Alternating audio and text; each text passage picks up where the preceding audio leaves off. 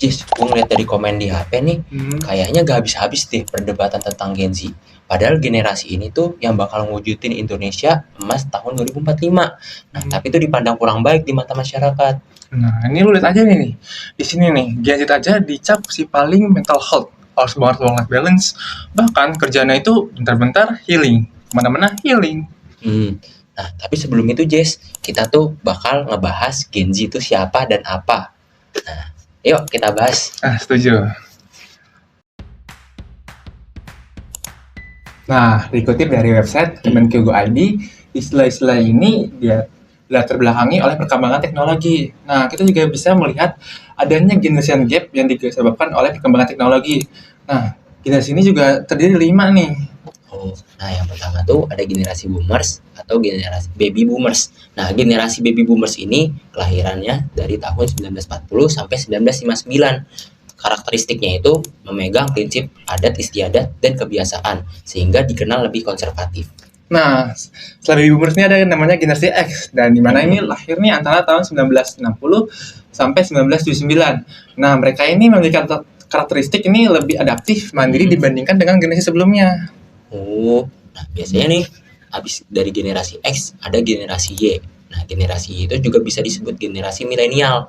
Nah, biasanya tuh lahir dari 1980 sampai 1994. Mereka ini tipe yang ingin banyak tahu hal, terus juga mereka itu tipe produktif. Nah, selanjutnya ini generasi yang kita tunggu-tunggu, yaitu generasi Z atau generasi kita ini. Nah, di mana ini kelahiran kita antara tahun 95 sampai tahun 2010. Nah, lahir zaman yang emang udah canggih teknologi. Si Gen Z ini tentu aja lebih gampang belajarnya dan berinovasi dibandingkan generasi sebelumnya.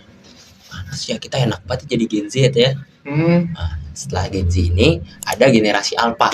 Nah, generasi Alpha ini diketahui yaitu lahirnya pada tahun 2010 sampai sekarang. Nah, masih banyak informasi yang belum kita ketahui dari generasi Alpha ini. Nah, karena mungkin mereka masih sibuk kerjain PR sekolah atau juga lagi belajar jalan.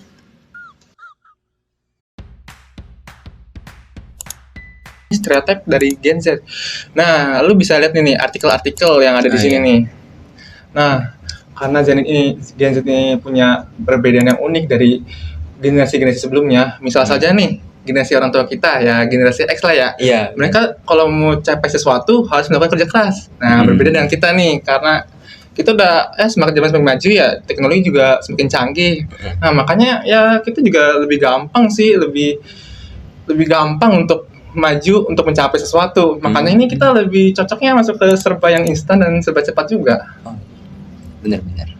Nah, karena itu juga nih, for information juga nih Jar. Gen Z ini juga mempunyai prinsip nih, yaitu work smart instead of work hard, di mana kerja cerdas ini lebih kita pentingkan dibandingkan dengan kerja keras. Ada satu studi yang menjelaskan kalau Gen Z ini lekat dengan stereotip negatif karena mereka dianggap ya terbiasa dengan kemajuan teknologi. Nah, karena itulah kita dibilang stigmanya juga seperti serba instan, malas dan senaknya. Nah, gue setuju banget Jess sama pernyataan dari lo. Apalagi nih dengan tingkah-tingkah laku mereka di sosmed. Nih, contohnya aja kayak gini.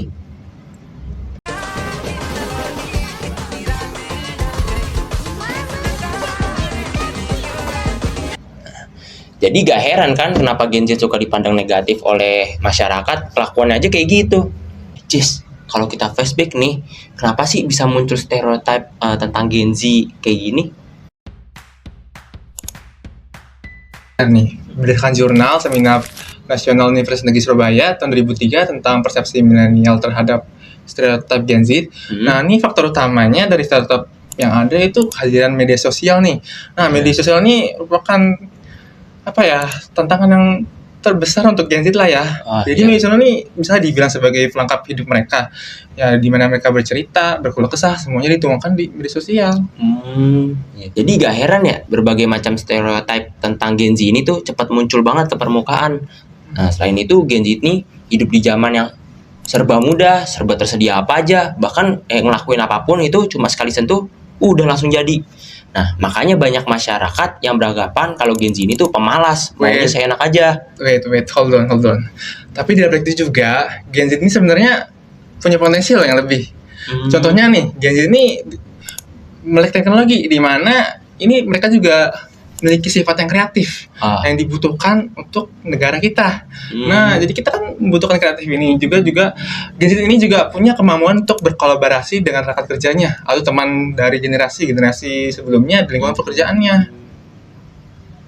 Nah, jadinya nih kolaborasi yang dilakukan Gen Z itu biasanya memanfaatkan kalian Gen Z di dalam bidang teknologi. Nah, generasi sebelum Gen Z itu dapat belajar melalui kemajuan teknologi dari Gen Z. Nah, Gen Z juga belajar mengenai kemajuan pengalaman dari generasi sebelumnya. Makanya itu ada timbal balik. Makanya jangan semena-mena untuk merendahkan kita sebagai Gen Z.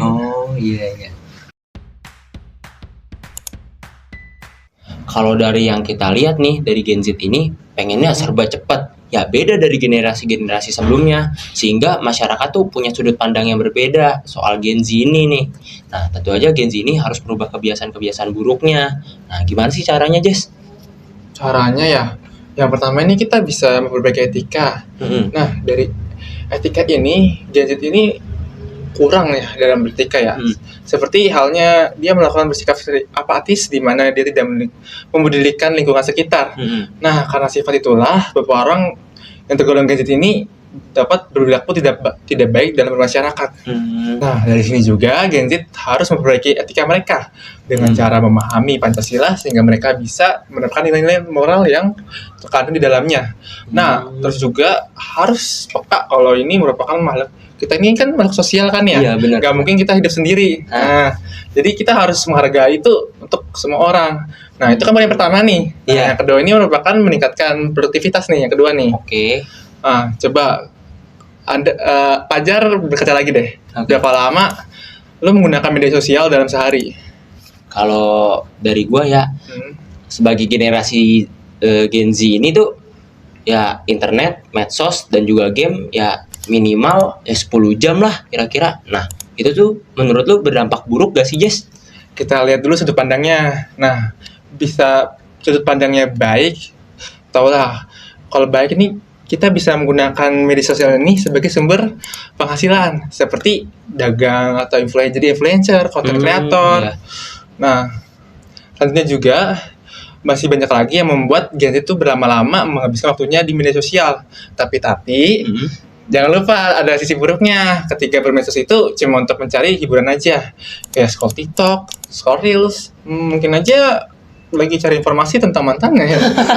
Iya bener-bener. Nah, itu kan namanya buang-buang waktu nggak sih? Karena menghabiskan waktu di internet untuk hal yang nggak penting itu sebuah kesia-siaan. Daripada fokus main sosmed, bisalah dicoba hobi kayak olahraga, membaca buku, berdiskusi, kegiatan positif yang lain lah buat kita Gen Z ini biar bisa memberikan manfaat. Nah, itu udah 2 poin yang udah gue berikan. Nah, yang ketiga ini ada upgrade skill, explore dan terus berkreativitas. Nah, sebagai generasi yang hidup di zaman yang udah serba canggih, udah seharusnya nih kita nih sebagai Gen Z terus kembangin kemampuan untuk terus ikutin perkembangan yang ada.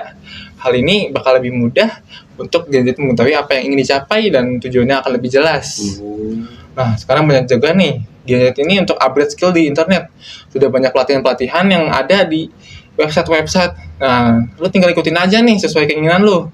Nah, juga ya Gen Z ini bisa milih lah cara untuk ngembangin kemampuan hard skill dan soft skill-nya serta berpikir kritis. Nah, ini nih yang kita butuhkan nih. Iya, benar-benar. Kritis ini nih yang lagi-lagi bisa Gen Z ini lebih kreatif dalam mengembangkan ide-ide dan berinovasi. Nah, explore terus hal-hal yang baru dan berani untuk mencoba itu kunci lah untuk kita bisa maju ke depannya. Ya, benar. Tapi jangan lupa dengan aturan-aturan, jangan sampai melanggar dengan apalagi ngerugiin orang lain. Pulin apa yang gue omongin tadi? Yang gue simpulin dari omongan lo tadi itu, walaupun banyak stereotip yang negatif dari Gen Z ini, tapi kita harus percaya kalau Gen Z ini adalah generasi penerus bangsa kita sendiri, tempat bergantungnya harapan-harapan bangsa yang bakal nentuin kemana arah bangsa dan negara ini melangkah. Nah, arah yang diambil bangsa ini bukan cuma tanggung jawab dari Gen Z itu sendiri, ya, tapi ada generasi-generasi sebelumnya seperti Boomers, Gen X, dan juga generasi milenial, dan juga generasi kita, yaitu Gen Z. Nah, dan juga seterusnya ada generasi Alpha dan juga generasi yang akan datang. Nah, apa yang kita akan lakukan hari ini dan hari-hari berikutnya adalah kesempatan untuk terus berkembang dan terus berinovasi, terus melangkah ke depan dan melihat peluang. Jangan pernah kita pesimis tentang hal-hal yang tidak kita ketahui. Exactly. Nah, ada kutipan dari B.J. Habibie, kalau bukan anak bangsa ini yang membangun bangsanya, siapa lagi? Jangan saudara mengharapkan orang lain yang datang membangun bangsa kita. Daripada main medsos, kita olahraga dulu. Nah, iya guys. Yuk. Kita baca buku aja deh. Oke.